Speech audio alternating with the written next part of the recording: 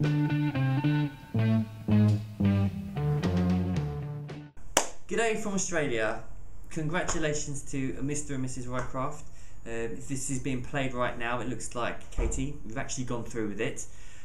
So well done you, brave decision. There's no going back now. You are the Mrs.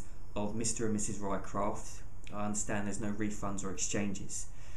But I feel I'm in a good position now to try and help you through your now life with Tim and the road you've got ahead. As me and Tim have been friends now for, makes me feel old, looking in 20 plus years. So there's going to be a few hidden tips that I'd like to extend to you first off. So we'll start with point number 1. This is quite a new one. During the stag do, I think all you can remember if you saw the video, or that dark rum. Don't give Tim any dark rum, probably rum for that matter, because this happens. Tim, do you want to have a run? Tim, do you want to have a run, mate? So yeah, fundamentally don't give Tim any rum. But if you have ignored the first point, the second point is something you have to look out for, is the fact that during a night out, all of you, and I mean Gav and John and anyone who's gone out on a night out with Tim can back up by this fact that Tim at some point during the night just disappears at a click of the finger. But I won't do that, because I'm not that guy. That's Tim, or by the time he's probably turned into crazy Tim there, which then leads to the fact of mad phone calls and texts to see if he's okay. Don't worry about that. He's 100% always okay. He will ignore text messages. He will forget to probably call you. I think the timeline is about 2 weeks. So after his disappearing act, 2 weeks, and then he'll call you or you'll call him and everything's back to normal. But hopefully being married and living in the same place, you won't ever have to experience that. Point number 3, if Tim has escaped the urge just to disappear on the night because he's probably far too paralytic, you probably will think there is some sort of pack of wild wolves or dogs knocking around, because you're just going to hear this high-pitched noise that could really grate into your brain. But don't you worry about that. Tim hasn't gone to Batsy Dog's home and got himself a load of dogs. It is just him turning into crazy Tim. He gets wound up so quickly, even though you desperately plead with him to say, like, look Tim, they are doing this to wind you up, don't let it happen. But no, there's no stopping. Crazy Tim's taking over and the high-pitchedness begins. But that brings all to the charm that is Timmy R. And fundamentally I wouldn't change it for anything. It does mean Tim together for say for 20 odd years. We've got many stories. Most of them are, all of them I say, they're all up, so I can't think of one down.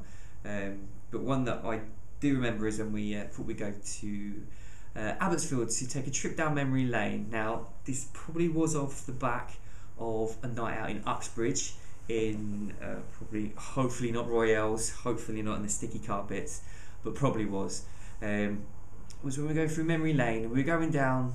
We thought we'd just go over the gates of Abbotsfield and just not break and entering. No, they leave the doors open because there's nothing to steal, as I'm sure most of people that have gone to Abbotsfield, there's not much there. So we've gone in there, walking down like the language block, going through memories, going like, oh, there's your form room. Like Tim was in F, I was in S. I remember these things.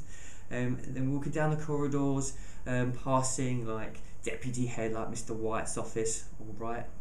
Then just going through and having all these memories, and as we're getting closer to the bit where the canteen is, and also where the head teacher is, and also the IT block, we've gone through one of these doors, like pushing through all these doors. We've gone through a final door, and we've opened it, and we've heard the most horrible sound someone who's not meant to be in a building hears, and that's the alarm going off. And then in the background of that, we could also hear sirens. Now I turn around and to see that Tim's ran out on us faster than Fernando Torres ran out on his boyhood club for a load more money. Or you can kind of think of it, he was doing a bit of a Jack Bauer thing and testing out to see if there was any like booby traps or anything that we missed on the way.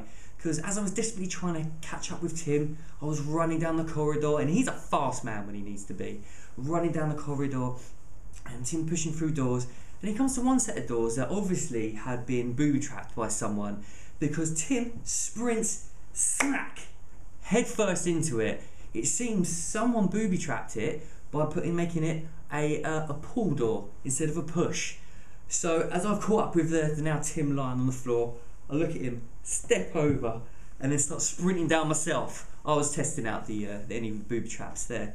And as I turned around, I remember seeing Tim desperately trying to keep up. He was slamming into the left wall, slamming into the right wall, and it was just one of my funniest times. And I tell that story, I actually told it the other week because it's one of my happy memories, funny memories of my life, let alone with Tim.